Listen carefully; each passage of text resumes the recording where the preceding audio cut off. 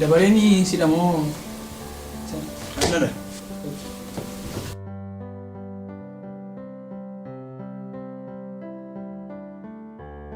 Bilbila lafa kaayitee hojiitti deemna maal si gargaaru maal ture kan jiru. Kan bu'aa akkasumas ni argitan faarfannaa baasuun dhufe faarfannaa sana immoo akkamittiin akkan hojjedhu isin mariisisuu jedhee. Waan akkamitti mee ritiin isaa yaadna yeedaloo sana hojjechiisna. Ritiin isaa sunuma gaafachuun dhufe faarfannaa akkamiyyoon hojjedhe bareeda faarfannaa akkamiyyoon jedhe immoo namatti tola kan jedhu achirraatu na dhaggeeffachiistan. Faarfannaa isaan kana dura kan nama hojjedhe lama sadiin si dhaggeeffachiisa. Faarfannaa afuriyyuun gaa utuu na dhaggeeffachiistan. Kan nama amma yoo hojii ibsite hin hojjenna garuu dhaqiitii istuudiyoon isaa maal akka fakkaatu akkamitti akka inni hojjetu dhaqiitii ilaalee osoo hin jedhamte haa ta'u adda baasee hojii hojjetan hojjenna. Riitimii isaalaa baay'eetu jira akkasiin jettanitti faarfannaa kan galataa jira kan araaraa jira faarfannaan immoo kan amma dagatamee jira faarfannaan cidhaa jira faarfannaa ayyaana waggaa keessumaa ayyaana amma dhiyaateera waan ta'eef kana irratti gaaftuu hojjenne maal qabu. Mee walaloo sanaaf jedhee walaloo sanaa jedhamee. Yeedaloo isaatu naggeeffadhee irratti hundaa'ee isinitti himuu barbaadeen ila. Jechi waan barreessee dhufte mee walaloo sanaaf jedhamee. Yeroo baay'ee faarfannaan namootaa jira miti ila.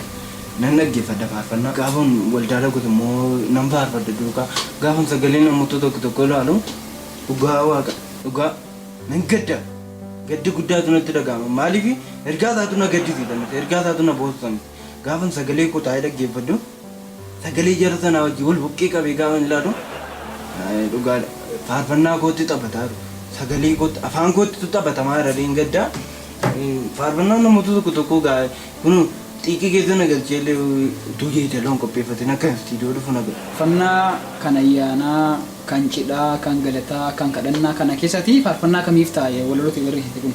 Faarfannaa yeroo baay'ee faarfatamu qabbanaadha garuu faarfannaa akkam nama akka jaallatu faarfannaa laphee amantootaa cabsu isa baafachuu barbaadeen. Yeedaloo ittiin baafne faarfannaa kee?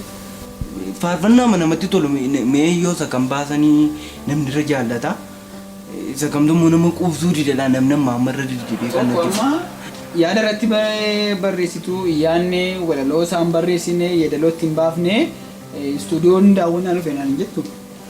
Akkasumatti gaalaa osoo wal hubanne maal qabaa faarfannaadha waan ta'eef amma faarfannaa hojjechaa jira. Sirba wayii miti. Akka gootu. Anis hojii namoota hojii ayyaana kana sababeeffatee hojii baay'ee hojjechuun qaba namoota qabsii baay'ina dabarsaa isaati akka gootu yoo dhufta beektaa. Amma ayyaana hiikaa kana ayyaana du'aa ka'uutti deemaa irra ayyaanaaf barbaadee turte waggaa masaatti kottu. Waggaa isaa? Waggaa nama biraatti waamate waggaa masaatti kottu. Ammas sagalee koo amanuu hidhamani mee faarfannaa nama biraa tokko banaa mee faarfadee mee dagarta. Faarfannaa kan namaa hojjetu. Mee faarfannaa sanaan akka biyyi maraan namni isa kam akka jaallatuu fi isa kamiin akka jaallatu sagalee koote hojii wal bira qabne ilaala. Mee akka addunyaan hin maraan ilaala faarfannaa sana fidaan na jedhu. Faarfannaa namaa hojjettee naani namni faarfannaa sana hin maraan.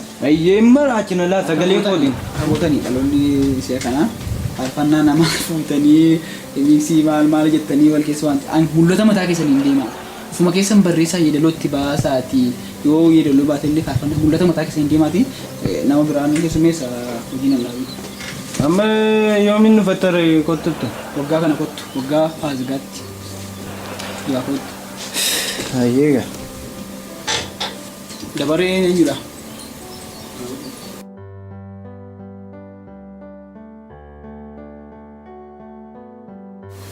Akkami kan kee walaloon yeedaloon akkami? Waraanaan dhufechuuf hin danda'amu. Waraana amma fakkeenyaaf diina dhaan amma kan waraanamu diina jira wallaakoo amma dhukaasa irratti banuuf hin dhufee meeshaa faarfannaa kanaanii akka meeshaa waraanaatti fayyadamee nan dhukaasaa gaafa nasi dhukaasummoo achi mataa ishee dhukkubaa ayyaana waggaa kana immoo ani nan gammada nan kolfaa achi isheen immoo mataa ishee cabsee nan dhukkubsattee ciisaa akka isheen ooltuun barbaade. Budaa jira wallaakoo budaa jira budaa ammani cheerchiyyuu dhaqeen beeku ani jaalladhu cheerchii dhaqiitiyyuu. Ollaama keenya irra balbal warra darbuuf dhuftee akkas ittiin ilaalte gaafa akkas ittiin ilaaltu na nyaatte gaafa isheen na nyaattee Achumaan shakkeen immoo inni koo badaa ta'uu dideennaani dhageen kiiloo barbaadeen kiiloo yaabbadhe. Kiiloo gaafa yaabbadhu kiiloon koo akka duriirraa gadi bu'e. Gadi gaafa ni bu'u na nyaattee deemte kun lubbuu koo na keessa fudhachuu fedheen fiigaama dhageen akkuma jaramaan guddoon waldaa jiru. Waldaa tola seenee waaqa qottee mee harka kolaa dandee. Amma dhuga baatii dhufte moo ati faarfannaa giddii dhufte isatu naan galle maal hojii dhufte matas? Elaasi kunumti mataan isaa waraana man waraana gaggeessaa jira man waraana irra jira man gaafa nasi waa'ee budaata nama qaadhee sinitti haasa'u achi immoo waraanamti cinaacha quuqaa maalidha akkuma isheen lubbuu koo dhabamsitu yaalteen ani immoo kunoo kana kattu waaqayyo na bareechee na jiraadhu kaasii mataan isaa diyaaspooraa biyya alaatiin amma kaasii mataa isaatiin na gargaare waaqayyo hojiin isaa guddaadha. Lubbuu koo jiraachisuu irra darbee isheen garuu lubbuu koo dhabamsiisuu turte kanaafiyyuu buda kan jedhudha amma faarfannaamti kun deddeebiin isaa irra deddeebi'ee budaa jedha.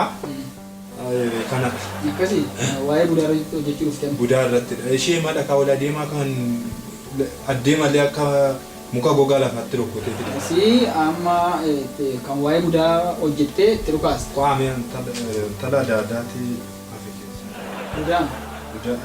Tala adda bakka biraa jiraatti beektaa. Maqaa isaa dhooftee moo faarfattamoo? Budaan isheenis? Egaa tokkumaaf inni rasaasni tokkumaaf ga'ani jechi tokko isaanii. Yeedaloo isaa kan bireetiin isaa qindeeffateetta miti? Jedheera. Mee ka'iitii kun ilaaluu ati ka'iiti.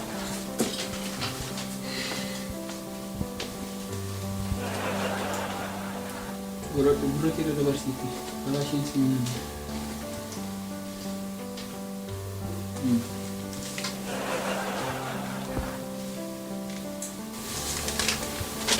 As naannee galagalee sumatti sodaatiin waaqa itti hiikaa. Qophooftee dhaggeeffadhu.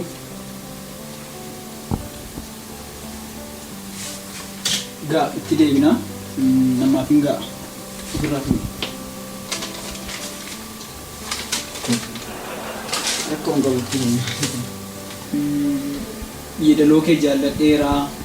Walaloo kee illee akkasuma jaalladheeraa. Faarfannaan kun dhugaadha danda'a guddaa qaba. Garuu maal taatu budaa isheetti jettu kana ishee deddeema ishee soddoma irra deddeebitee waan budaa sana kaastee tuu ishee keessa hanqifte isuma lamaan tokko rukutte akka qulqullina mana hojii kootii kanaaf boor eenyutu hojjete jedhamee gaafatamuu danda'a. Kanaafillee hojii koo fi irratti gabaa koo mee kanaaftu keessaa hanqifne maal ta'a? Maali attamii amma baay'ina isaanii attamii hanqisna amma budaan sun dura tokko turte. Abbaa manaa argattee inni heerumtee achi gaafa heerumtu immoo mucaa argatte. Mucaa argattee mucaa ijoollee meeqa godhatan ofuma isaaniiyyuu isaan hundumti isaanii budaadha. Dhalta abbaa fakkaattiin hire isaan budaa malee hunduma isaaniiyyuu amma yeroo isaanii na bira darbanii to'an jedhanis budaan nama nyaatti hin tufti moola kan jedhu nan dhagaaga. To'an jedhan tuffii hidhatee garuu isaan illee na tuffa'uudha ta'an jedha utuu isaan nan tufne ta'e yoo na du'eera. Achi anna daadaa isaanii fageenya irra jiru isaanis budaa madaka qomoo tokko nan hireechi aneessumaas budaa mada kanaafiyyuu jecha diddamanni naase diddamayyuu hin caala yoona kan bakka biraa fageenya irra kan jiraniyyuu yoona kan inni irraanfadhe qaba yoo mataan na dhukkube ammas barbaadeen maqaa isaanii qoradheen budaan jedha itti dabaleeni akka mataan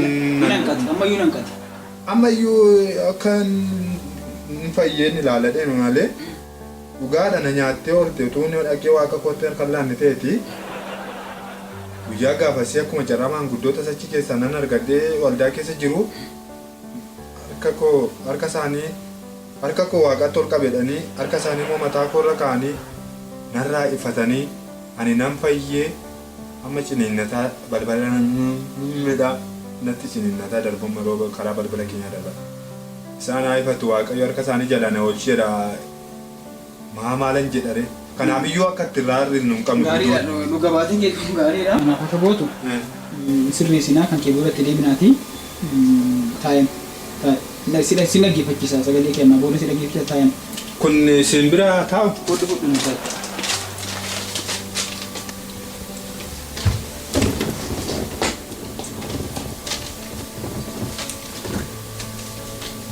Eenyudha dabareen amma fudhatu sila miti.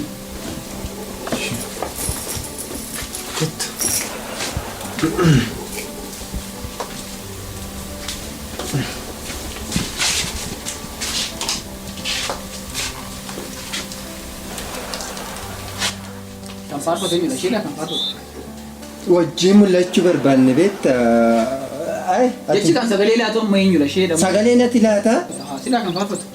Isatti faarfatu ta'e ati taa'e amma sagalee kan faarfatu. Wajjumaan immoo mul'achuu barbaanne haadha beekta la siif hin galle siif. Siif maadha beekta hojiin kee waraabdeema ol nu baasuudha. Hin fuutani ol nu baasta. Maali hati siif hin galle siifi. Diinota baay'ee qabna beektaa walitti mul'achuu barbaannetti. Wajjin ol ba'uma barbaanne warri yeroo kaanii lafatti nu hinaafani yeroo nu wajjin deemnu yeroo nu waldaa dhannu wal qabanne yeroo nu waldaa dhannu warri naafani iyyuma isaanii irratti gadhiisuu barbaanne waan kana nu waraabdeema. Wajjin mul'achuu barbaaddan. Ino olma nu baaste asii gaditti amma gadhiisu. suur sagalee jechaa jira miti kan. Amma sagaleedha kan waraabuu dhuftan miti sagaleedha miti kan kennuu dhuftan. Ilaa wajjumaan gallee akkasitti gamaa gamana bu'aa diinota bu'uu barbaanne laa. Akkasii. Ani cinaa dhaabadhee inni cinaa koo dhaabatee wal gargaaruu barbaanne. Diinota asiifin ati baatiima sagalee ma fuudhii viidiyoo hojiin kee waraabuudhani gadhiisuudhani kanuma bakka. Bakka nu gadhiisate laa. Waldaa yeroo kan nu jibban jiru yeroo nu wajjin adii ani immoo isuma ijuma isaanii irratti gadhiisa waraabee viidiyoo kana ijuma isaanii irratti gadhiisuu barbaade malee. Amma sagalee situ laaltaa suur sagalee irratti kan ishee wajjin mul'achuu barbaadde. Sirriitti malee. Amma yoomitti kan isin barbaaddan kana?